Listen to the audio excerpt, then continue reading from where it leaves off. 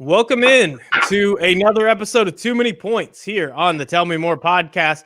This is another Sports Radio 810 takeover. We got Marquez and we got Justin Pemberton. And guys, thanks for coming in. And how'd you guys enjoy that Steelers game? Loved it. I absolutely loved it. Of course, I have been, as you know, Mac, I've been rooting for Washington, to win that horrible division that you just can't stand. So it was great to see Alex Smith, do his thing. And it's another great win for Ron Rivera. And that defense really came to play at the end. And I think we saw the age of Roethlisberger catching up to him. And, I'd say kind of like how the Chiefs have been kind of living on the edge a little bit. The Steelers have been living on the edge. I don't know if you guys caught the comments of Tomlin last week calling his guys a bunch of JV players after their not so great victory against who was it they beat last week? I'm trying to remember who I can the see Ravens. Yeah, it was the Ravens. Yeah, on that was it Tuesday? No, Wednesday. Wednesday they played last week. So they haven't been playing very well, and it finally caught up to them. And hopefully that won't be the case for the Chiefs, because I know the Chiefs have been kind of living on the edge a little bit, kind of mess around offensively in the red zone, which I know we'll probably get to that a little bit later. But it was good to see Washington get a big victory. Of course, I'm being biased, and I think we're all going to be biased because it helps the Chiefs, obviously. Now, Pittsburgh still holds the tiebreaker because it wasn't a conference victory or a conference loss for the Steelers. Otherwise, that would have given the Chiefs the benefit of the doubt to take over as the top seed. Of course, we'll see if that happens, this coming Sunday night when the Steelers travel to Buffalo to take on the Bills. Yeah, and I mean, the big thing, though, is at this point, you got 10-1 for the Steelers and the Chiefs, and the Steelers have had the toughest, or the Steelers have had the easiest schedule throughout this portion of the season, the 32nd ranked schedule. That means down the stretch, I mean, you mentioned Buffalo, they're going to have some tough games, and so many of the games, even when they were facing bad teams, were by the skin of their teeth. And while that defense has been very impressive, they haven't been perfect. And on the offensive side of the ball, they can't run very well. They're having a passing game that at times, Chase Claypool, they have so many weapons. They look really good, but it's probably every way I tried to describe Drew Brees early in the season where he can't throw 15 yards down the field. I think with Big Ben, it's weird because it's not that his arm looks gone, but he ain't making those throws, like he's not completing them. They're not working. And that's probably scarier because I think at least Drew Brees, we've seen him be successful just throwing those short passes, be consistent, and he's, one of the most accurate passers in the game. That works. That's not Big Ben's game. Big Ben has always been about the deep throw. He's been about making those big plays when he can. And so when you're in that situation and that's what your offense looks like and your defense is pretty darn good, but not quite there where they're going to consistently beat good teams for you when your offense doesn't show up, that puts the Steelers in a tough spot. And I have more faith in the Chiefs who, we'll get to their deficiencies in a bit. But Marco, we'll just start with, not just the Steelers, but Washington on the other side. Alex Smith with the bloody sock game, or at least that's what I'm calling it now. I think after Kurt Schilling's been canceled, I think Alex Smith is going to own the bloody sock game. Were you more? Oh, sorry, Mac. I'm interfering. I was going to say, Marco, are you more impressed with Alex Smith winning, or are you more looking at the deficiencies of the Steelers as a big takeaway for that game? I think it's the impressiveness of Alex Smith taking this Washington football team. And remember, or if you look at the stats, they didn't really use their weapons that they've been Terry McLaurin, I believe, only had 2 receptions in the game. Antonio Gibson, we saw what happened. I heard he got injured. I tuned in late to the game. He got injured in the first half, I believe. Gibson, the running back? Yeah, for Washington. I thought I saw him limp off. And he went to the sideline. He may have pulled a hammy or something. I don't know what it was, but I do remember watching him limping off. I was like, uh-oh. He only had 2 carries in the whole game. So, and then they turned to Logan Thomas, who has been kind of a quiet tight end so far this season. So I think it's you got to give all credit to the Washington football team for this victory. It looks like we're actually going to get some competitiveness towards the end of the line. Who would have thought it would be between? Who would have thought? I know we haven't got to it yet, but who would have thought Colt McCoy would be and Alfred Morris would be keeping the New York Giants divisional hopes alive after this week? Who would have thought? We're back in 2011, 2012. It's amazing to know that that guy is still playing at quarterback after all these years leaving Texas, and he was such a great QB at that university, and then he goes on to not having such a great career. Of course, when you start with the Browns, you're not bound to have a great career to start out with. So I know the Browns are good now, but back then, they as we know what they were a laughingstock. So right, yeah, I think this Colt McCoy kid could really catch on in the league. He could be a starter next year. I mean, that's kind of where we're at. I mean, is that why are you laughing? Nobody laughed when they said Taysom Hill could become a starter. Well, that's true, and I was the one coming after you about that. That's true. In fairness, so far it's held up. I'm still waiting for the shoe to drop on that one. Still waiting for them to face a good defense. But I think Alex Smith, obviously, it's a feel good story. Of the two, I'm probably more excited about Alex Smith than I am about Colt McCoy because it's fun. I like it. I'm not going to root against him, but coming out of Texas, I don't care. I don't care about Colt McCoy.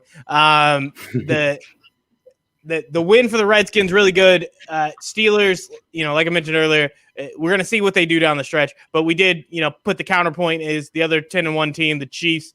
Not really a good game for them either. We have the two best teams, pretty much inarguably. I mean, maybe you're pushing in Saints and almost give them an extra boost because of their ability to keep winning and keep winning fairly well. This was probably the closest game facing the Falcons, but otherwise been pretty dominant despite losing their starting quarterback. So you might be able to give them a little bump and say they're right there in that conversation with the Steelers and the Chiefs as well. But the Chiefs not having a good game, and you alluded to it earlier, Justin, the red zone troubles have kind of been pretty bad. And they finally got that touchdown. The first one, was it 7 or 7? 8?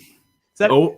Oh for 7. That is the worst stretch of any team this year in the National Football League. Think about that. Okay, the defending world champion Chiefs, not the Lions, not the Jaguars, not the Texans or some low life team. The Chiefs, 0 for 7. In fairness, the Chiefs so often don't even need to be in the red zone to score. They're so lethal from 50 yards out that pointing to that. Now, you got there though, and you weren't able to score a touchdown 7 times. Right. That seems very problematic for a team that is really, really good, has weapons to stretch people out. And we've seen them. They were in that situation again. I don't remember if it was before or after they finally broke that futility streak there. But they end up trying to, I think it was after, when Le'Veon Bell, you try to give it to him in the middle. He doesn't go anywhere. And eventually they do a reverse. And very split on Twitter, whether this was a good move or a bad move. You're trying to run up the middle. You're trying to do it, and you just can't. And Andy Reid gets fancy. And there's some that were criticizing him. You're shaking your head no, Justin. What do you guys think of that move? We'll just start with the basic answer. Would you have continued to try to run and force your way in? Or even though the result was bad, do you still think that it made sense for the Chiefs to go with something a little more flashy to try to get them in the end zone there? Justin, we'll start with you. I would have continued to run the ball, just not up the gut. I mean, why not try to run to the outside? Try to maybe. I mean, that's what a reverse is by the end of it. Is a run to the outside. Pull all the linemen onto one side, fake the defense to one side, and then go the opposite way to where it's wide open, to where Bell or Hill or somebody could just run. You're describing a reverse easily.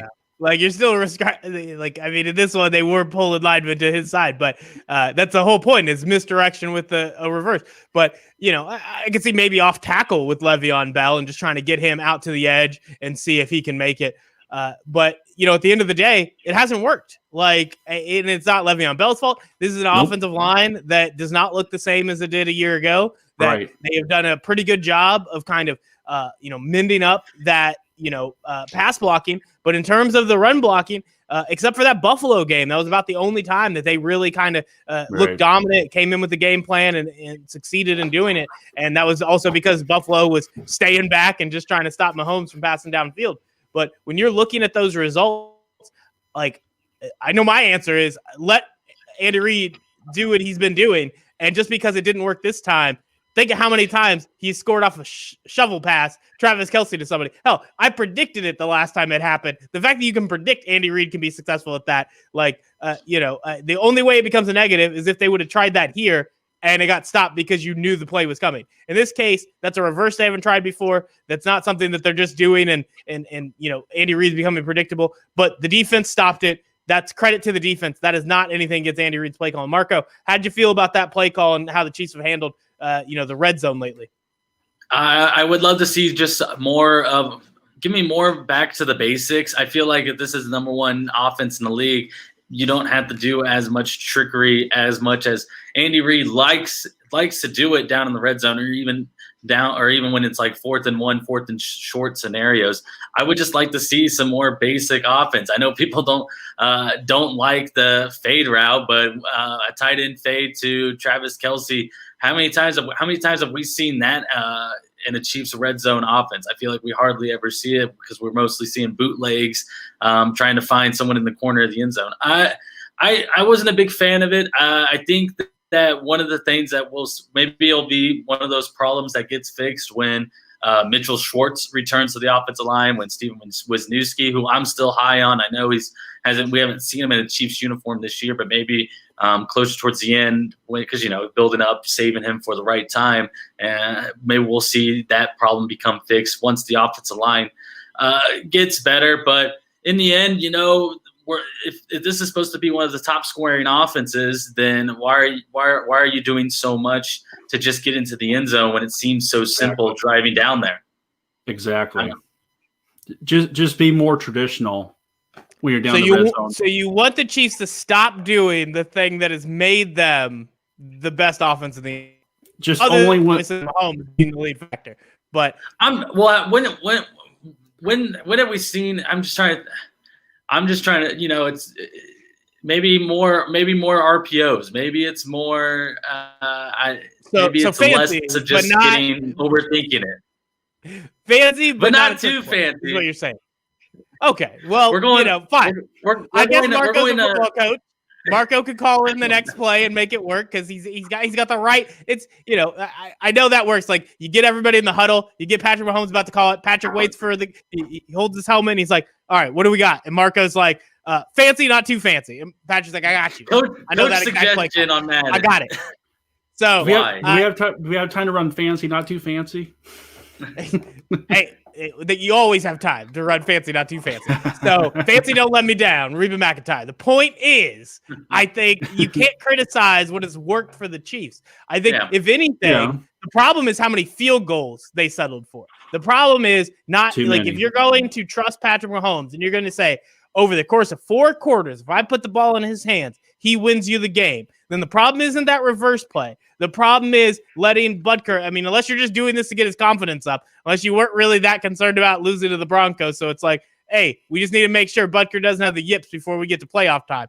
Unless that's the game plan, you put it in Patrick Mahomes' hands, because all of those field goals, say you go for it each time. You're telling me of those, was it 4 by the end? What was the final score of that game? Yeah. 22-16. So if by the end of that, if those 4, say, that's 12 points off the board, you're telling me in 4 possessions, Patrick Mahomes isn't likely to have gotten you the first down and gotten you in the end zone 2 of those times. And that's saying Harrison Butker had to make those field goals. He could have missed. And then you're down to 9 points. You're telling me in those 4 possessions, you wouldn't rather take the chance of Patrick Mahomes at least getting 1 touchdown, but also has the potential to get 2, 3, 4? Like, that's the decision-making you're making. And I'm not saying you have to go for every 4th down, never take the field goal. But too often, it's when Andy Reid is being conservative that I'm concerned. I'm not concerned about him getting fancy in the red zone and going for the reverse play. I'm worried when he starts to not play like he did against the Bucs, where he lets Patrick Mahomes throw every down to ice a game when conventional wisdom says run it. That's where I'm concerned Andy Reid would revert to. I'm not concerned with him trying to do shovel passes on the 5-yard line. Keep doing it. Do what works for you. I know Andy Reid, over the course of a season, over the course of a game, he will find enough opportunities to take advantage and get you the win. I trust him. I don't trust when he starts to worry about us talking crap to him. When we start to complain about plays like the reverse and he tries to give you what you want and he just has Le'Veon Bell getting stuffed going up the middle. And even if it's off tackle, there's still a pretty good chance Le'Veon Bell wasn't getting in that end zone either. So I'm going to leave it to Andy Reid to figure out what to do from here. Just because it didn't work this week doesn't mean it hasn't worked all season. Well, how about that one that did not get called a touchdown where Hill was bobbling the ball? Did you guys see that? Where ruined my fantasy. I would have gotten the most points this week. I would have ended up nearly breaking even on my buy-in, so I wouldn't even need to get a top 3 place to win some money in my league this year. But man, that one, and people were mad. I didn't see it. Like I was not watching at that moment to see whether it was enough time to see a replay. But they punted pretty quickly and everything. But like, you don't know that those coaches even got to see that play, particularly when nobody thought it was a catch. Tyreek didn't think it was a catch. They showed the other angle, and I'm mad online that everybody's showing the angle that lets you see that it never touched the ground, as if that's what we saw on first run. Like it wasn't already a 20-second delay before the announcers in the booth are like, he might have caught. Oh yeah, he caught that. Like, stop pretending like the Chiefs completely missed that challenge. They probably never even saw. No, they didn't. For it to be complete. So they punted quickly, but it happens. I blame it on the refs. Right. Exactly. That there should have been a ref or two, maybe right there. They should have saw it closer. And I mean, maybe Hill could have maybe tried to hold the ball up and say, yeah, I got it. And then they can maybe reflexively. But because he didn't think so. He got hit. He assumed the way the ball came into his arm, it bounced in, which is what everybody else assumed when they saw him get up with the ball. So, that teaches you. It's like, you got to cheat to win a little bit. You got to lie a little bit. Tyreek Hill should have, no matter what, just held the ball up and be like, I got it. Just because what's the worst that can happen? Just trap it. Like what an outfielder does in baseball when he tries to dive. Well, he didn't need to trap it. He just got it, but he does need to lie about it. He needs to pretend he got it. Marco, are you mad at the Chiefs for not calling the challenge there? No, not at all. But going off your reaction thing, that's what I was talking. That's what my roommates and I were talking about. Why didn't you just get up and act like he had gotten it? Because it reminded us of last year, week 4 at Detroit, when Rashad Breeland had picked up that fumble and ran it back into the end zone for a touchdown when we had thought the play was dead. Even the refs were calling the play dead, but Rashad Breeland even knew how crucial it was to just even run it back in the end zone. They went and saw the replay. Andy Reid challenged it, and it ended up being a very crucial touchdown for the Chiefs in that win. So, yeah, no, I'm not upset about it. It was just one of those things where it could have gone either way, and it just happened to go that way. I do want to slightly change my thing. I'm not mad at the refs for not seeing it because there's chances that you're not going to see that and bang bang. I'm more mad against the NFL for their replay system being so dumb. Like, there shouldn't be team challenges. There should simply be a referee in New York for every game that's happening. And you can argue over what can be reviewable, blah, blah, blah. But you need to stop having ego involved in these refs and take away the fact that everything rides with them. And so often it almost feels like even when there is a challenge, there's another ref reviewing it from New York, they're erring on the side of caution, not because, we need to trust what the refs saw on the field, but because we don't want to make them look bad getting a call wrong. It doesn't matter. They do their best, and I know fans, are just way too aggressive when they say how much the refs are bad. Justin is maybe the best at just ripping into refs, no matter what the situation is. But I think most of the time they get the calls right, and if you're going to help them with replay, always go to New York. Like that should be something that when the moment that the announcer figured it out, there should be a referee at NFL headquarters saying, hey, or whatever the broadcast team is, wherever that ref is that's supposed to cover that game and be watching, should say, hey, that's actually a catch, and we're going to change it. We're going to make these things right. And you can argue about what types of plays fall under that category. I don't want to be ref in New York just randomly deciding, I guess that's a penalty. Let's throw in a penalty nobody else called. But there should be those plays that we're wasting time making somebody in the booth try to figure out, should we challenge this? Should we figure out whether it's worth losing a timeout? Should we worth losing a timeout on some plays that you were right, but the people in the booth are just as dense as the refs on the field. That shouldn't happen. It should always be another unbiased official who's somewhere else making that decision, and just as quickly as possible make the right call and get it done. And it shouldn't matter what the refs are discussing on the field. If the refs didn't see it because they can't, and somebody has video evidence, go with what that other ref says. That would make football so much better. And it would end up, I assume, waste less time just making those changes immediately from headquarters. But that's big plan that they'll never do. But Mac, when you're the most popular sports industry in America and there's so much money involved, that's just where you just don't give a crap as a league. And the NFL did a better job. You also have the money to fix these things, and that's right. But they don't care though. That's what I'm saying. And there's arguments, you have all this technology, and you still have the chain gang out there. It's like there's this weird back and forth that doesn't make any sense. You shouldn't have that much technology. I shouldn't know how fast Tyreek Hill is on a run, but you have an index card deciding if the football is crossed the first down line. Like, those things are ridiculous. They should fix it. And that's where I'd get mad, more so than a ref missing a call in the field, which they have one of the hardest jobs in the world. And any call they do miss, the fact that it is 1 of 100 calls is freaking crazy, because I know if I went out there tomorrow, I'd miss like 30. I can't even figure out who scored points when I'm taking photos of kids. Like, I'm so focused through the viewfinder. So I can imagine a ref being out there trying to track 30 things and they miss something. But that's enough ref talk. We can move on to some other stuff. I think we went completely out of order for what I want to talk about, but we knocked out the homer stuff with the Chiefs, so now we can move on to just some of the good action around the league. First one I want to hit is Saints and Falcons. I just think this is an interesting one, that the Saints are probably I wasn't ready to put them in that same tier as the Chiefs and the Steelers, but I think particularly with the way that the Steelers finally lost, the Chiefs were not impressive against the Broncos. The Saints have been more impressive facing teams without Drew Brees. And so now there was that caveat, like, I think when Drew Brees is back, if he's healthy, Saints make it back into that. It's a 3-team, top of the league. I think it already is. I think what they've proven with Taysom Hill, I still don't trust Taysom Hill. I still think there's going to be a game where he's going to cost you. But as of right now, they have a good enough team that Taysom Hill is getting to throw to wide open wide receivers just going across the end zone. Until that stops, I think it doesn't matter whether Drew Brees is back. The Saints are one of the top 3 teams in the NFL. Marco, what did you think of their performance, and how much credit do you give to the Falcons being able to compete and keep themselves into this game when they started the year so poorly? Well, we'll start with the Falcons. Just props to them because I really like the offense that they're forming down there with Calvin Ridley and Julio Jones. Quarterback situation, Matt Ryan, respectable quarterback. He's just coming down from his prime. But the Saints, I'm with you. I think they're more convincible now. I, in fact, have the Packers up there with like the Chiefs and Steelers, just based on how high scoring their offense has been this year, and Rodgers still doing the same thing he's able to do. But that the Saints it makes them a little bit more scarier with Taysom Hill now, because now I feel like you could throw him in with the experience that he's getting. You can throw him into games now and essentially run a wildcat offense with a quarterback that is still capable of throwing the football.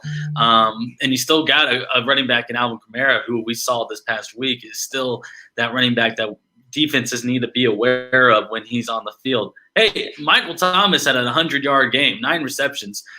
So that only goes to show how well Taysom Hill played, and they were on the road, correct? This game was in Atlanta. Yes. So I'm excited to see this next Sunday when they take on the Chiefs, because once again, I think that's going to be a test for both teams, because the Saints have a defense that I still think is going under the radar, maybe not getting as well noticed by a lot of people because of how quietly good they've been.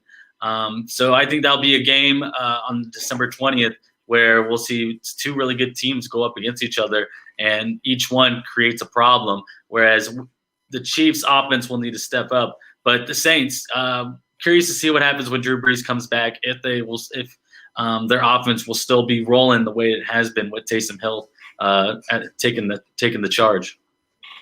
All right, Justin, I'm going to give you some time here. Do you want to take your victory lap, pumping up the Taysom Hill decision? You were on board probably the day or two before that it was actually announced. Everybody was still assuming it was Jameis Winston, and you said go with Taysom Hill, and I said you're out of your damn mind. So far, it's worked. Tell me about what you thought of Taysom Hill's performance since then. No, I'm gonna go with the Falcons first, like what Marco did. Credit the Falcons. Raheem Morris has done a nice job, filling in for Dan Quinn when he got fired. Of course, I mean we saw what the Falcons did to the Raiders last week when they just absolutely demolished them at home.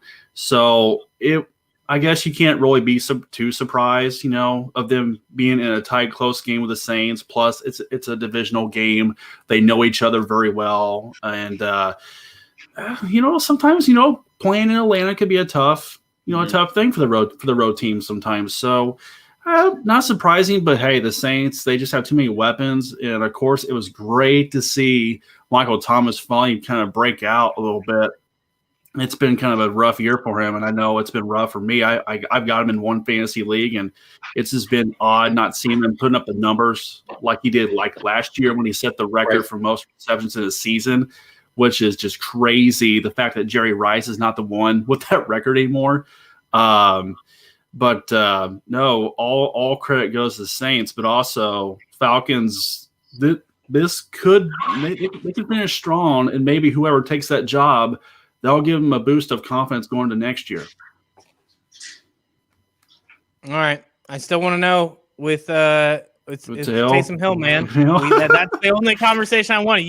You punted on it. You tried to get away from it. Taysom Hill right now, when you're watching this, and the numbers look good, but I think anybody even QBR, which generally loves running quarterbacks who can still maintain efficiency, it's got him at 59. So he's in a range where he's not bad, but he's not very good. When you're watching some of the plays, like I mentioned, he has open guys over the middle of the field, as opposed to maybe where Baker Mayfield a couple weeks ago was missing those guys, although he had a pretty good performance this week. We'll talk about that in a bit. He's made those throws, but now we're also getting to that time where you got a few weeks in, starting to get some game tape on him. This is the moment where even quarterbacks we know have come out the other side and been really good quarterbacks. But when running is such a huge part of their game, even if it's like Taysom Hill's where they're not calling run plays for him anymore, he's just taking off and picking up those gains. Teams have started to, cut down. Kyler Murray had a tremendous first season, and even the beginning of this year was really great. And then all of a sudden, you started to see them kind of key in on what he was doing, slow him down a little bit. And who knows if he comes out on the other side and gets back to performing the way he had been earlier. Does Taysom Hill start to see that reduction? Do teams start to figure him out just a little bit over the next few weeks? Well, it's very possible, Mac. I mean, you were just talking about Kyler Murray and his regression, since the Hail Murray. But I think as long as Sean Payton continues to put in a good game plan to where he can just make Taysom Hill just do just enough and not like really force it in games, I think you'll continue to see more success for Taysom Hill. But if he starts to force it a little bit more and starts giving more put on his plate, and then you may start seeing a little bit of regression from him. But I think until further notice, until it's proven, I think Taysom Hill is going to continue to play well. And, of course, once Brees comes back, and then he'll just go back to being what he normally is, that third down, run option kind of, player where they'll give him on a third down run to run to the end zone or something. I don't know. Maybe like a kind of a Tim Tebow kind of look, So, but I'm liking what they're doing so far, as you can tell, obviously. I don't know. I think it's a house of cards. It's gonna fall apart. Marco, real quick answer on Hill. Believe it or not, do you think this is something that is sustainable? Or you think it's just plugging in a quarterback who can, he can be a weapon on the ground, just good enough throwing, and over time, that's not a guy you could build around. Even if you could, you'd need it to be a good team. You can't just be a bad team thinking I'm gonna go out in the offseason and pull in Taysom Hill, and that's gonna help turn around a franchise. Yeah, I think you said it right there. This is a quarterback where if you put a good team around him, then and a good head coach like Peyton, who knows how to manage him, then I think you have yourself something. And we get a nice little sample look at it, because what we see now and the remaining games that the Saints have, I see them as a 4-0 team, 3-1 team, because they finish out with Eagles, Vikings, Panthers, and then Chiefs. Not in that order, but seeing it as the Chiefs have had problems this year against quarterbacks who can run the ball. I see him as a better Teddy Bridgewater in a better situation in New Orleans. So I could see the Saints finishing off the season going 4-0. But so yeah, I like him. I like him keeping him there. If Drew Brees miraculously or makes the announcement to retire this season, I would say the Saints are in a good position with Taysom Hill as their starting quarterback going into the next season. And then, plus, not to mention, you can also keep Winston as your backup, and Sean Payton's a good. Maybe find another backup. You're not sold on Winston. You don't think Payton can get a lot out of him? If he hasn't been able to get anything out of him now, I don't think he's going. If Taysom Hill's beating him out for the starting job, yeah, that's fair enough. That's fair enough, but. Well, I will say there is a little bit difference. Like Sean Payton has had a love affair with Taysom Hill for a long time now. True, so he said well before anything happened. It was like Jameis Winston's there because we have one plan for if Drew Brees is in the game and gets hurt, like he did. That's the guy we need to put in to take over from. That's the guy we need to keep consistency. But we have a whole nother game plan for if we have Taysom Hill. We know how we're going to set up the game plan around him. So he was always the real number 2 quarterback in terms of putting him in there. Jameis Winston was just the actual backup for Drew Brees. So like I think when you look at that, I wouldn't take anything away from where Jameis Winston is other than what we already kind of know about Jameis Winston, what we've seen from him before. I still think that on the right team, he can be the number 2 behind another quarterback like that. And there are a lot of places where you have quarterbacks who are not delivering on being a good quarterback with good weapons around him. You think of like a Rams team, although they did get the win this week. You look at a Vikings team, also got a win, but let's not pretend like they were celebrating anything after that one. No. There are teams that have a lot of weapons, and the quarterback they have in place right now isn't taking advantage. Somebody like Jameis Winston, maybe you just don't want to deal with the headache situation of trying to stop him from having too many turnovers. But I think he can still sling the ball better than a lot of guys who are getting starting spots right now, not even just being backups. There's without a doubt a spot for Jameis Winston in the league, even if it doesn't happen to be with New Orleans next year. One of the teams that I probably would have thrown in there and would have made fun of about being a guy with a lot of weapons but wasn't getting the job done, got the job done with a lot of weapons around him, and that's Baker Mayfield playing quarterback for the Cleveland Browns. And this is one I didn't actually I tried to hedge my bets on this last week. So while I was still talking up the Browns, I still picked them as head-to-head. I think they were better than the Titans, even if the numbers didn't necessarily say it. But I liked what the Browns had put together. I trusted them more, and we'll talk about that in a little bit. But I did bet on the Titans just to be like, maybe I'm probably wrong, so I'll leave it. But the Browns proved me right.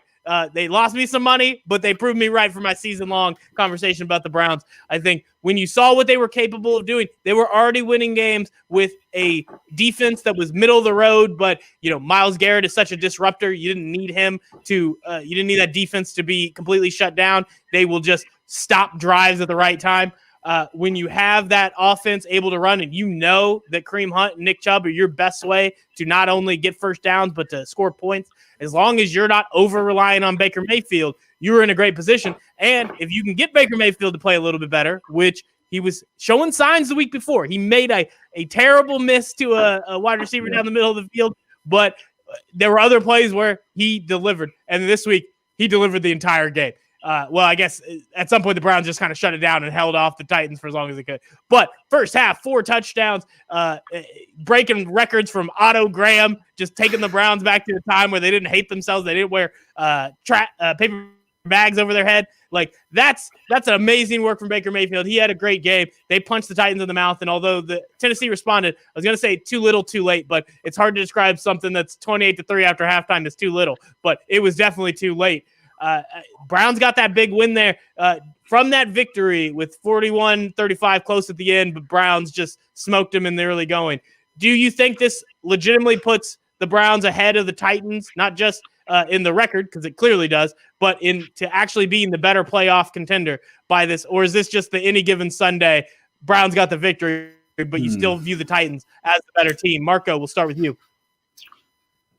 Not that you question it like that. I believe it is kind of an any given Sunday kind of scenario because, like you said, I feel like that the Browns this was still a 20-point ball game going into the fourth quarter, and I don't think the Browns are going to have situations like that where they're going to be up by 20 points going into that. I don't think that's a situation we'll see the Browns in going up against better teams than the Tennessee Titans.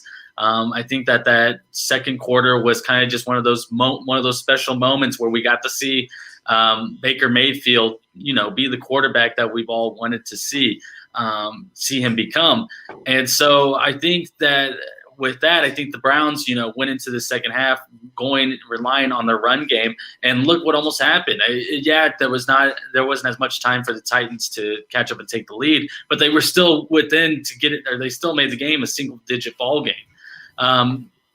So I believe if that differential, if that spread is a little bit tighter going into the fourth quarter, even a touchdown tighter, where it's a whole different ball game. So, although as much as I want to, give as much as this Brown, I don't want to step on the Browns too much right now because of how special this season has been for them. I mean, look, they're on the verge of making a playoff. They're on the verge of a 10-win season. So much has gone well for Cleveland so far, but what I've seen them going up against better football teams, because there's going to be better football teams that they come up against once the playoffs start. I just don't think I don't think we'll see the same type of performance from their offense that we saw this past Sunday. I'm still not sold on them yet. Justin, how did you view this game? Well, first of all, my biggest takeaway is the fact that the points they scored when they were leading at halftime, that was the most in franchise history. And you're just talking about how you brought up the name Otto Graham. The fact that this franchise has had icons like Graham, Jim Brown, Ozzie Newsome, and then of course a legend head coach and Paul Brown. The fact this is the most points the Browns have scored, or a Browns team has scored at half in franchise history, I thought that really caught my attention. And I know the Browns have been pretty bad since their return to the NFL, but their history is pretty significant. And they've had a lot of great players, and it just really surprised me that this was the day where they had the most points at halftime. But no, Marco, I'm with you. I mean, I'm not still sold on them just yet. That was their first win against a quality team. This isn't like, the Browns beating the teams they're supposed to beat. This is their first win this year against a quality opponent, because the other times when they played Pittsburgh, they played Baltimore, they got shellacked. They got beat pretty soundly, and this was only the first opportunity that we saw of them going out there and beating a quality opponent pretty soundly. I know it was pretty close towards the end, but they beat them pretty handily. And I'm with you, Marco. I'm not quite sold just yet. I think they will make the playoffs, but this isn't a team that's going to make a deep run in January. All right. I mean, they also got one against the Colts, so, Yeah, let's not be too rude to the Browns. For mine, I'm looking at it as, it's about how you play going down the stretch. And I don't hold it against the Browns that the Titans came back in the game, because that's what you do. You play prevent, you try to run, and in this case, we talked about it before, where you put the ball in the best player's hands. In the Chiefs case, that's Patrick Mahomes, and you throw it.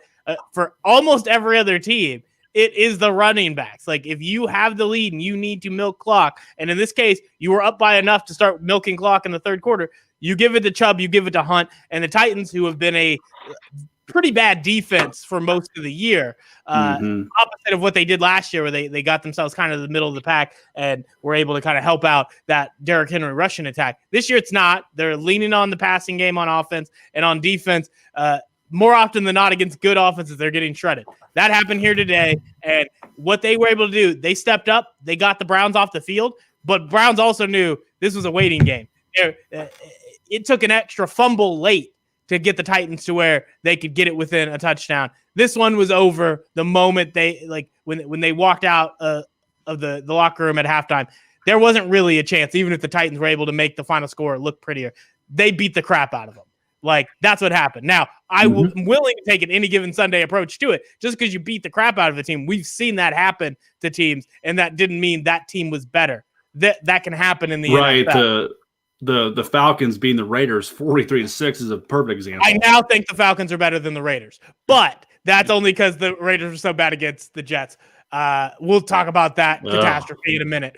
I think right now I need to see something else. I think there are a lot of reasons that I wasn't ready to pick the Browns before this, but as I mentioned before, you already have a team that I think is on the same level as the Titans if you just have that running game. If Baker Mayfield can even look, he doesn't need to be perfect like he was in the first half of that game, but if he looks more like this than he's looked like in those other games, it's been a while since they got killed by the Steelers. That Ravens game was the first week of the season, and the Ravens were on fire on that defense before they lost some pieces. Like, yeah, you don't want to be a playoff team that has those losses on your resume, but that was the beginning of the year. In the second half, they haven't had the hardest opponents, but they've beat two good teams down the stretch, and finishing it off, they can prove themselves. They got the Ravens up next.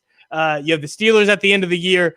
If you can win one of those two games and do what you're supposed to do against the Giants and the Jets, the two teams from New York, Browns have themselves in a really good spot. And I need to see something from the Titans to tell me they're actually better than a team that spanked them in this game. That 41-35 doesn't mean anything to me. They got spanked. Next up, we can talk about the Rams and the Cardinals. This was one where I leaned to the Cardinals side. I felt like I could trust Kyler Murray to get things going better than I could trust Jared Goff, but I forgot that when you have an in defense and Sean McVay is involved, he often gets you in a good position, particularly now that they have kind of figured out that backfield. They know which plays they want Cam Akers in. They know which plays they want Darrell Henderson in. Even if it ruins my fantasy life, it is working out well for the Rams when they can figure that out. And that play action, when it's working off of a good rushing attack, Jared Goff is able, he has the physical tools to make those plays. He did it there against the Cardinals, got them the win. What's the biggest takeaway you guys have from the Rams-Cardinals game and the Rams getting another pretty big victory to kind of recover from how they've played in recent weeks? Marco, we'll start with you. I'll tell you right now, I can't figure out the Arizona Cardinals because after the game I kind of took my takeaway from the Cardinals was maybe their defense only plays as good as their offense does in ball games. Well, no, it can't be that because the Cardinals defense won earlier this year 32-30 against a good Buffalo offense, which we were reminded of last night against 49ers.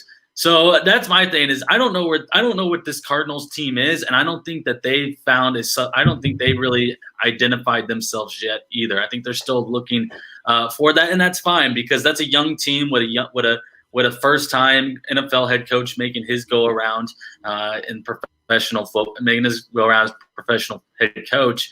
And so the Rams team once again just went out there. They got better chemistry, they're better experience. And I think, and they're just a better team offensively. And I think that's something that we're going to see out of this NFC West division is that which team is more sound together, and that's the Los Angeles Rams. We just saw a team out there who had a head coach who knew he had better pieces on his team.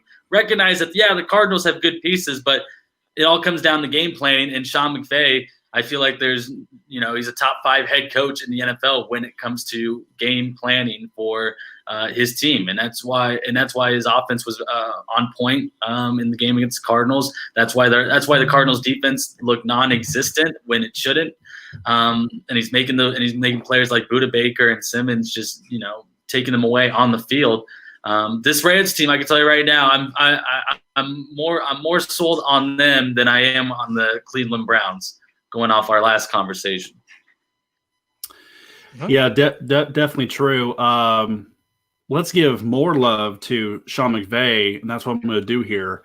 He's 34-0 when leading at halftime in his coaching career. 34-0. That means he's lost a lot of games when not leading at halftime. Right?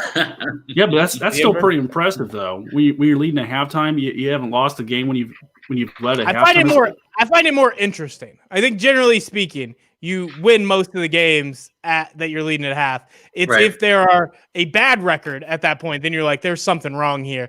And it's not a negative stat. I'm not trying to like take away from the idea. It's like, yep, he's done what he needed to do to win those games. It feels more like a statistical anomaly than something that's like, wow, that's really good for the Rams. Like, too bad when they get to the playoffs, there's going to be a game that they're not leading at half and they lose. That's why he lost the Super Bowl 10-3.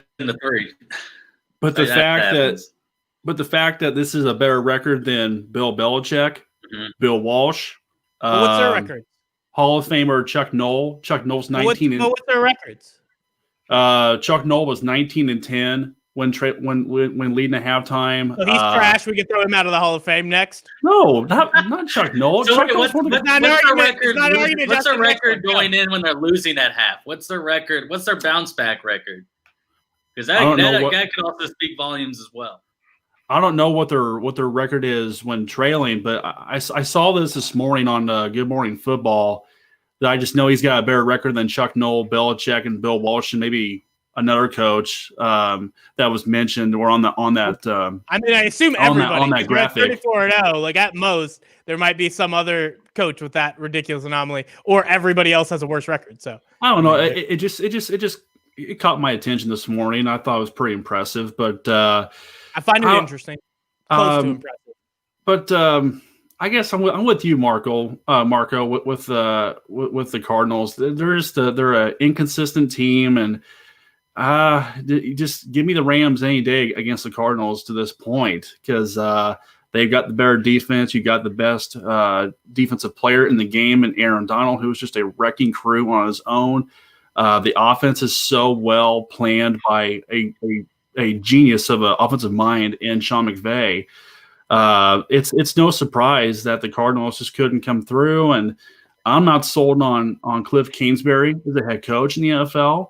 I kind of thought when they hired him, it was kind of a weird hire. I know that's kind of how things are working these days, where you're seeing the younger minds getting an opportunity, which I think it's great to start getting younger people an opportunity to be a head coach in the NFL. But I need to see more. And obviously, Kyler Murray just needs to continue to grow as a quarterback. I know he's really talented. And defensively, they need more pieces around Isaiah Simmons. He's not going to be the only one. And of course, there's Buda Baker, or Bruda Baker, however you say his name. Buda. Those are the only two. Buda. Okay. So, but those are the only two guys on that defense you could really count on. If I can talk now, you can count on, to be consistent or at least decent defensive guys. So until then, I'm not sold on the Cardinals. I think they're going to miss the playoffs. Yeah, that's probably true, and we'll see.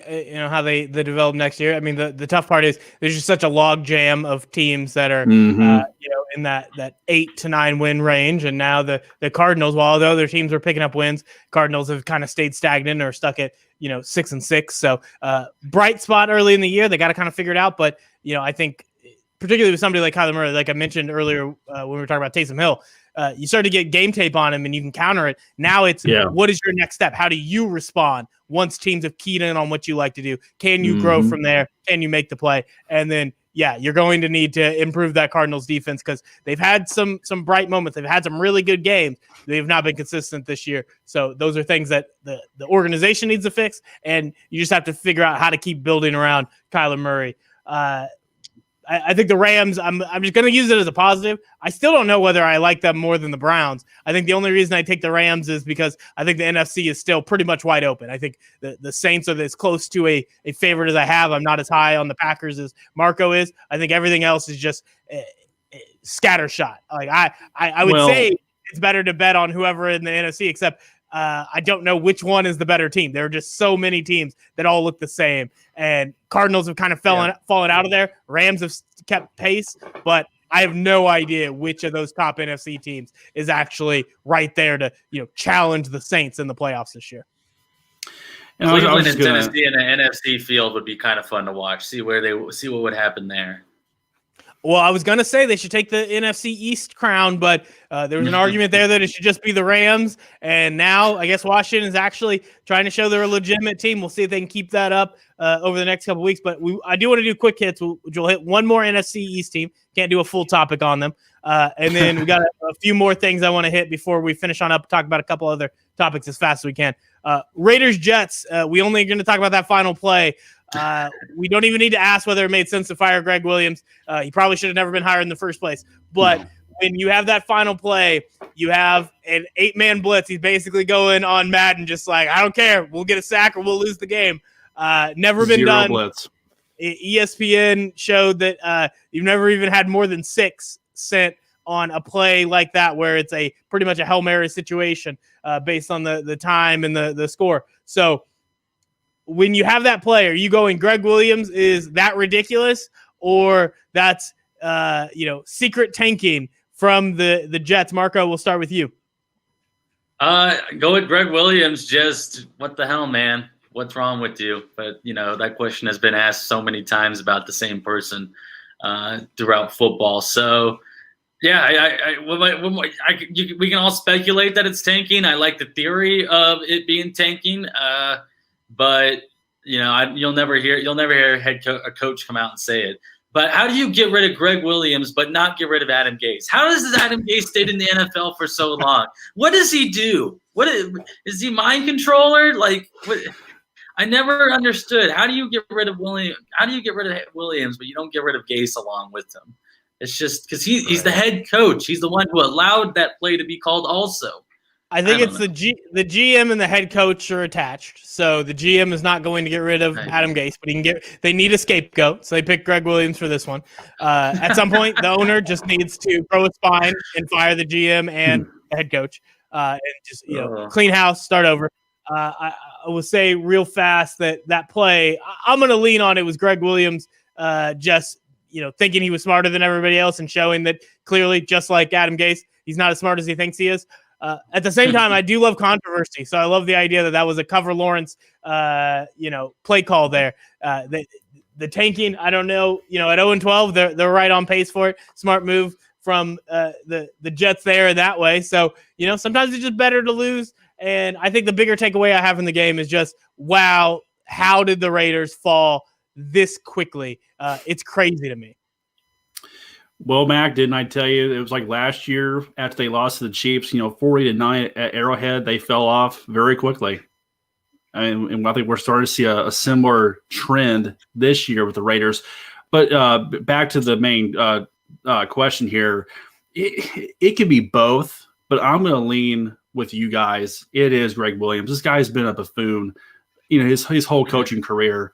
I go back to when he was head coach in 2003 with the Buffalo Bills, and the Chiefs were playing them on a Sunday night. I mean, you could just tell how bad they were. The Chiefs blitzed them 38-5. I mean, the best thing the Bills did that night was a safety. That was their best. That was their best play all night in that game. Was a safety. Of course, we know about the bounty scandal when he was the coordinator with the Saints. How he got in trouble with that. That is just one of the most ridiculous plays I've ever seen a D coordinator call out. Why in the world would you not have more guys back in the secondary to cover that? I mean, it's just insane to leave a one-on-one matchup with a corner who is nowhere near as fast as Henry Ruggs. I mean, it's ridiculous. And I think, as far as the firing goes, I mean, you're not really going anywhere. You're not going to win any games. You're not going to improve at all. So I don't know, getting rid of him maybe didn't make any sense. But, if someone has to go, it had to be him because he just proved why he's just not worthy of being a D coordinator or alone any type of coach in the NFL. He's still more of a valuable to a staff than Adam Gase is to any staff, particularly when this is true. This is true. To be the head coach. I think if you're making that move, Adam Gase is so bad that would be the first one I'd go to. But I don't want to talk about the Jets anymore because it's awful, and I just don't care about Colts Texans. This is real fast. Let's turn this into quick hits. So Colts get the victory, but it is just by the skin of their teeth against the Texans team that is fighting. They're trying to make do without Will Fuller, without who else did they lose a wide receiver? At this point, there's nobody left on the Texans. Kenny Stills, he got suspended for 6 games going into next year, and plus I think he got hurt too. Randall Cobb is hurt, isn't he? Like he has a foot injury? Yeah, he's out too. I think as well. They're so banged up, and you have to give all the credit in the world to Deshaun Watson for just hanging in there, fighting and putting that team on his back when reality is set in that they're just not that good. And of course, Bill O'Brien put him into that position to be such a bad head coach and a bad GM. But man, to come close to beating the Colts team who's in the thick of this playoff race, I mean, it doesn't say a whole lot, but I mean, it kind of makes you maybe kind of look at that game and go, oh, wow, look at this team. They're fighting, they're playing hard, but hey, good teams find a way to win games even when it's ugly. And of course, we've talked about that with the Steelers. We've talked about that with the Chiefs, and now we're talking about the same thing with the Colts. I mean, they're just finding ways to win. I know the defense is not playing recently up to the level they were earlier in the year. I think I heard that Justin Houston now is tied. He got his 4th career safety, which puts him in elite category in NFL history. I thought that was pretty cool. So congrats to Justin Houston on that. Of course, big shout out to a former Chief who was pretty good on his own when he was here in Kansas City. But Colts, there's still more room to prove. I'm not sold on them. Of course, you got to know about Phillip Rivers this time of year. He kind of tends to give things away, as we've seen throughout his career, all the interceptions. So we'll just see what happens with the Colts. But Texans, it's a good fight, but you just kind of proved why you're just not a very good team. Yeah, I think for Colts, the biggest thing is I expect them to probably play spoiler to get a win in the playoffs this year if they make it. And they have if I was putting on there, what teams could pull off a Joe Flacco on the Ravens style run to just do the improbable and never get close to that again, I'm not putting the Colts there. I don't think Phillip Rivers is capable of rattling off 4 consistent performances, 3 consistent. Not going to win the division. What are you talking about? They're going to win the division. December Rivers is coming out. December Rivers is is the best Rivers. He's sorry. No. I'm with Mac. I'm sorry, man. I'm sorry. When he was throwing the ball away to the Chiefs secondary last year, was that December Rivers? Was that at the end of November? No, when was that? That was November. Oh, great. I'm glad that the calendar just barely works for him. But guess what? He sure as hell ain't playing good in January. January Rivers is, you're up shit creek without a paddle. It's not even a shit river. I don't even know how you would describe it. They're not good. Either. They're not going to win playoff games. Ain't going to happen, Marco. And that because the Titans fumbled the bag, man. They fumbled the bag. They lost this week. They're going to lose to the Packers. Colts are going to win out. They're going to beat the Steelers in week 16. Chiefs are going to take over the 1 seed. It's gonna work out perfectly. The only reason Phillip Rivers hasn't been able to win a division is because the Chiefs have been right there with them. We forget that year when the Chargers went 12-4 along with the Chiefs, but finished second because of division record. This is a Colts team, man. They're gonna win that. They're gonna win the South. The Chargers defense getting them to a 12-4 year have anything to do with Phillip Rivers? Phil Rivers had a loaded They won that game in Arrowhead. Nearly got them to lose. Oh, my God. So the point is, the question whether the Colts are for real, the only one who's taking that question for real is Marco, and I don't want to hear about it anymore.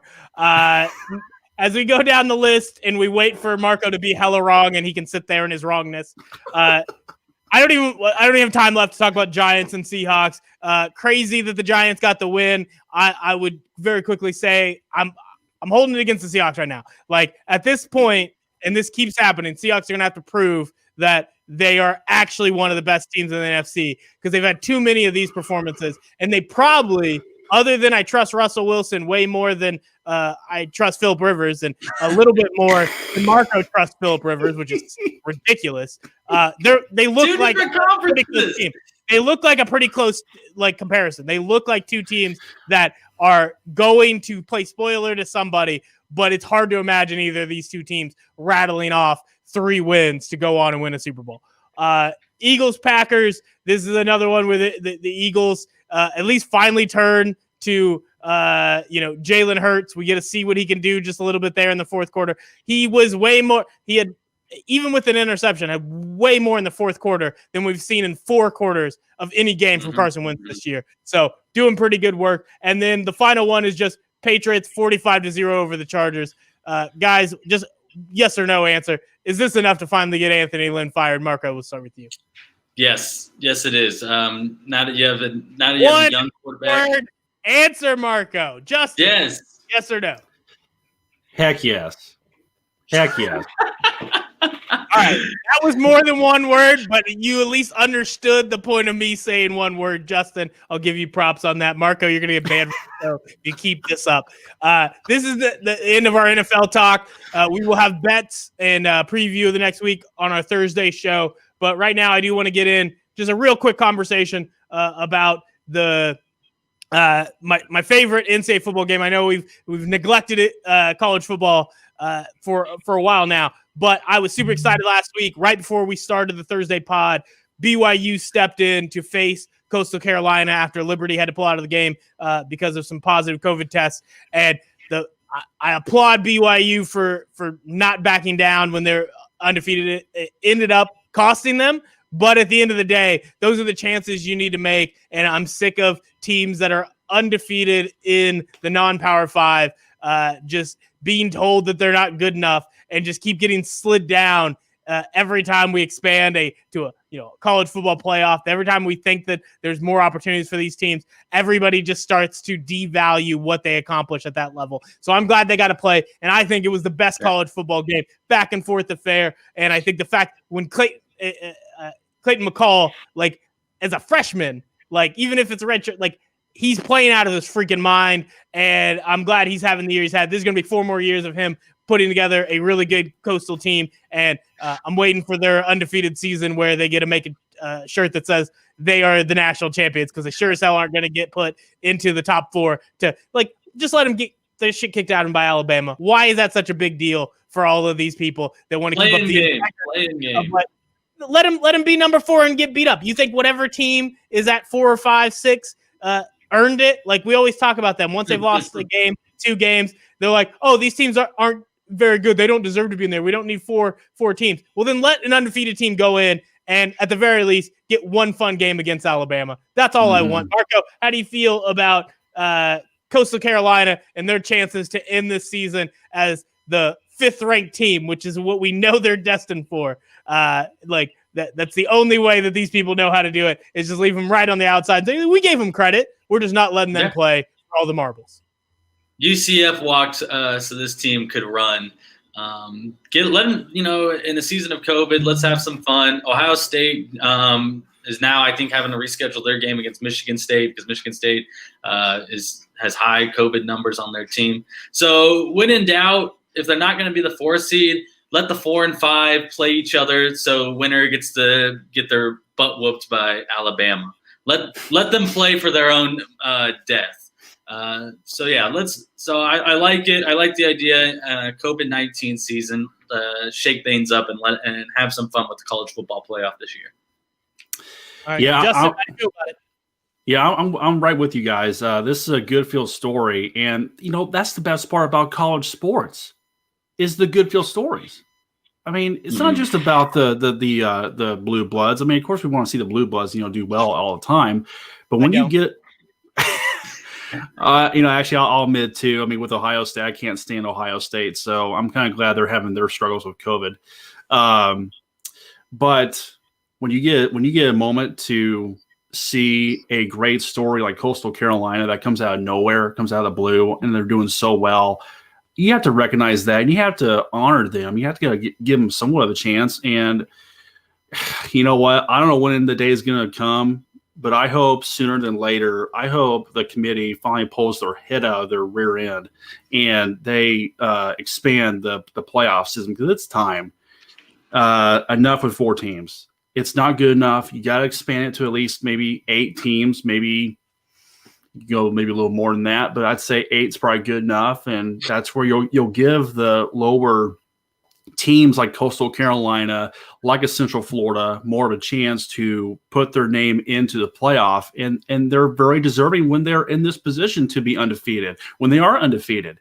I didn't see much of the game, but I saw the very end of the very last play. It kind of reminded me of the Super Bowl back in '99, the Rams and Titans, where you're just that close. You're that close to scoring the touchdown to either tie it or win the game. So it obviously was a very tight, competitive game between BYU and Coastal Carolina, and I'm thrilled to see Coastal Carolina doing well, because this is like what, their 3rd, 4th, 5th year in existence of being an FBS school, because they were FCS for a long time. So this is a really, really cool story, and I'm all for it. Of them having this kind of success. I'm right with you guys. Yeah, college football playoff, 8 teams. Each Power 5 conference gets one bid. 2 wild cards.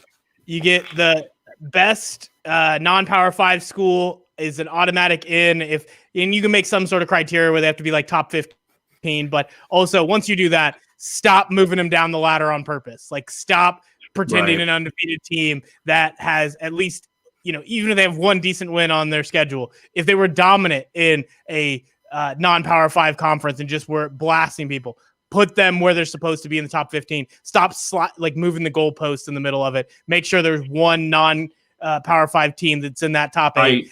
2 at-large bids, and there you go. You have a perfect system that we don't have to expand. You can keep it not looking like a Division 2 or an FCS, where you got a 32-team playoff. Like, you don't need to be doing things like that. You can keep it at 8, but you sure as hell can't keep having these teams go undefeated and not get the chance to get their ass kicked by Alabama. Just let it happen.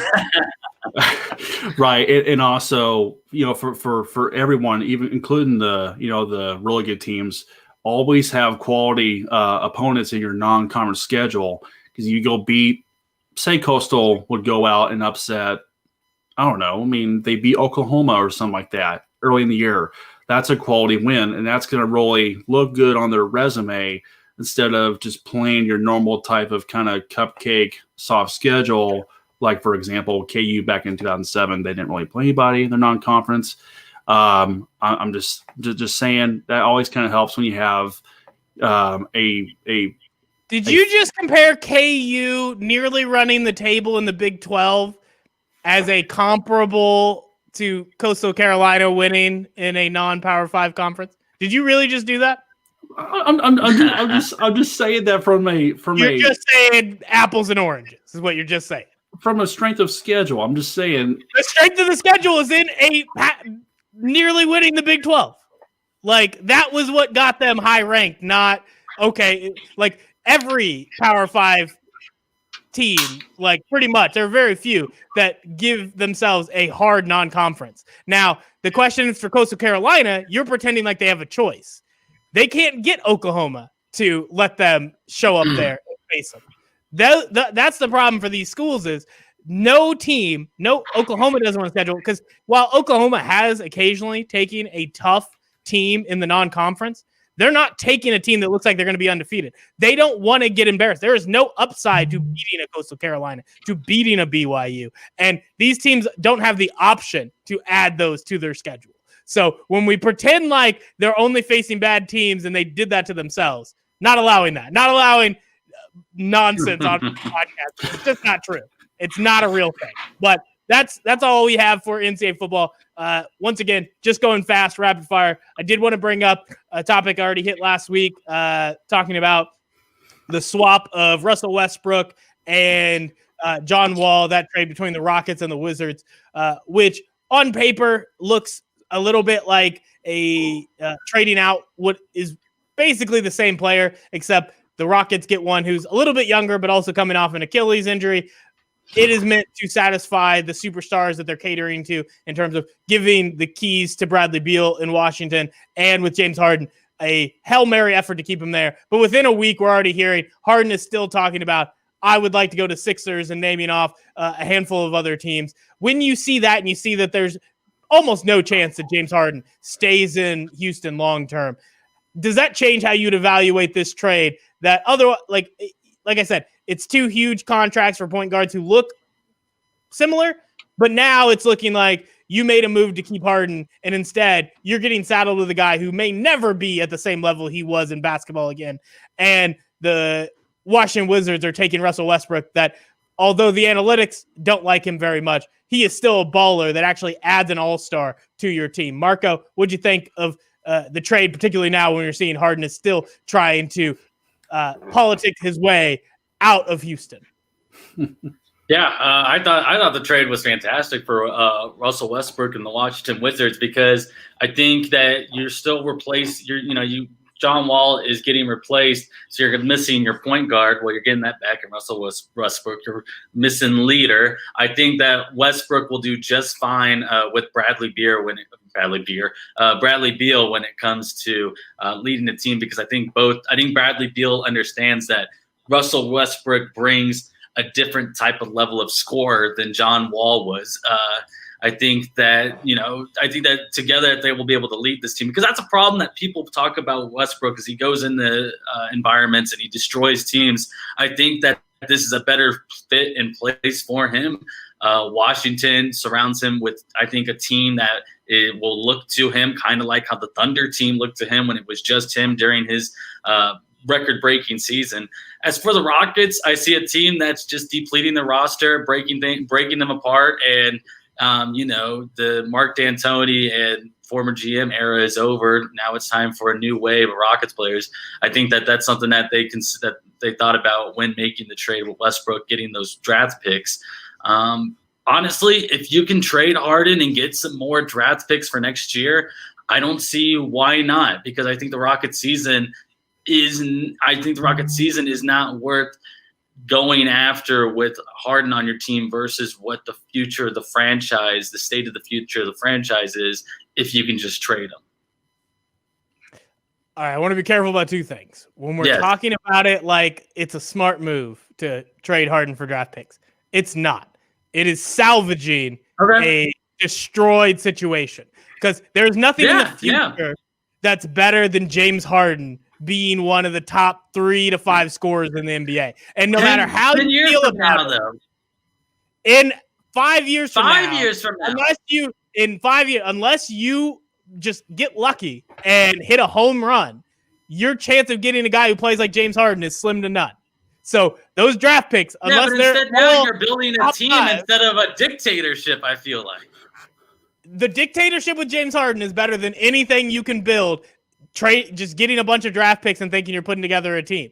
How are you rolling your eyes at a Houston Rockets team that is top 4 in the West every year, and now you want to get rid of him because you're like, I don't know, maybe this guy who isn't as good as Daryl Morey. What you just told me hasn't won a championship.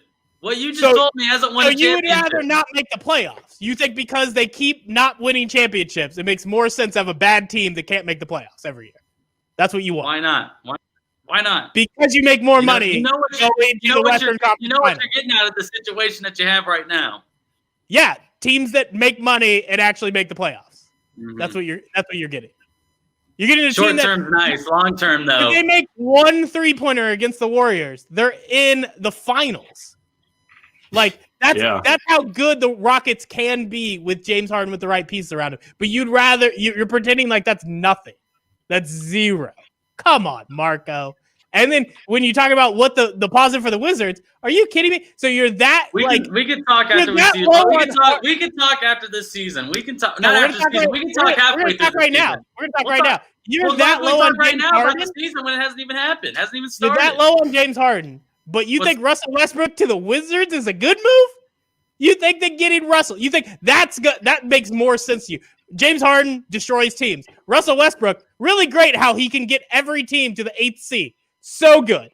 Such a good player. And you know where you were wrong? You were wrong the moment you opened with, Westbrook and the Wizards. That's the problem. The whole benefit of the move is it becomes Beal and the Wizards. But you didn't do that. You brought in Russell Westbrook, who you think if he didn't get along with James Harden, he's going to get along with Bradley Beal, who's just now trying. They're best friends. They talk all the time. They chat with each other. They will be best friends in 6 months, brother. So we'll skip that. We'll be done with that. We need to hear from Justin what he thinks. And I'd let you decide, but I don't trust any of you guys on NBA right now. You're making me very angry. Justin, how'd you feel about this move? I gotta be fair and honest. I thought it was kind of head scratching when I first saw. I was like, huh? I'm like, really? Wizards are acquiring Westbrook. I just hearing all the trade rumors, I just didn't expect to hear the Wizards name as a possibility. And I'm kind of with you, Mac. The timeline of every team Westbrook's been on, there's been problems. There's been communication issues between James Harden and Westbrook, and even going back to his time in OKC, it didn't end very well. So, I mean, who's to say it's going to be better this time around in the nation's capital? I mean, we'll wait and see. Of course, one little positive outlook you have to maybe look at is that Westbrook reunites with his old coach from his days in OKC. In how many championships they win? Well, they didn't win any. That's the barometer that Marco has created, so I'm just using his to see how good. They did get to one NBA Finals appearance, but of course lost to the Miami Heat. And I think they got swept in that series. Who was on that team when they made it to the finals? Kevin Durant. It was Kevin Durant and Westbrook and James Harden. Oh, that's strange. That's a weird thing. They had a trio. Strange. So the point being, yeah, I'm excited for Westbrook, but I think even when you just look at the basketball side of it, John Wall, I don't know how well he fits next to Harden, but I do know Westbrook can't shoot a three to save his life. And maybe he looks like he did those final 3 months before the shutdown of this NBA season. But now you're going with a new team that's not going to put you into that same style of offense the Rockets did to let Westbrook play that way. And Beal has been sitting there next to John Wall, who is a much better catch and shoot three-point guy than Russell Westbrook is. And it's not that John Wall is great. I think he's like at 37%, something like that. Westbrook is at like 25%. And it wasn't even that much better as a catch and shoot three-point guy when he was on a roll this year. That's just not his game. It's not going to be his game. And in the playoffs, it becomes a liability. Most of the season, it's a liability. So when you have that is a strange move to make for the Wizards. I don't know how much it helps them. I think the biggest thing for the Rockets is if you keep John Wall with James Harden and John Wall is healthy, maybe that can turn into something. But at the end of the day, you're not even sure if that's going to be the case. And you're not even sure if James Harden's going to be there for longer than it takes to find a reasonable trade partner. So it was a neutral move for both sides. I just still can't believe Marco is 100% down on James Harden, but Russell Westbrook is like going to improve a team. Like, I guess because they're in the East, I guess that's a free playoff spot. But other than that, I'm not seeing the benefit of going for Westbrook. Both players on really bad contracts. That's all we have now.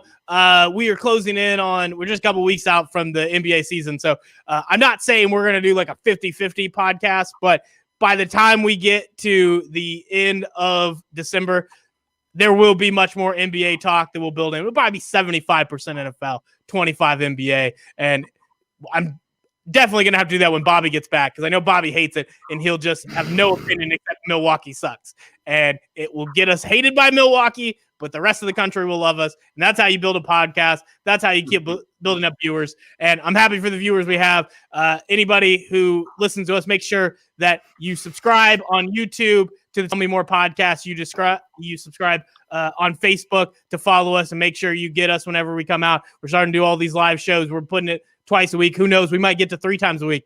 High school football season's over. I might have more time. I'm just kidding. Will probably never happen. 2 times a week is about my limit. But Marco and Justin, thanks for coming on today. The Too Many Points podcast. We will be back on Thursday for another round. So be sure to tune in somewhere around the noon hour. We're not very punctual people, but that's it. That's all we have for this week. Later, folks.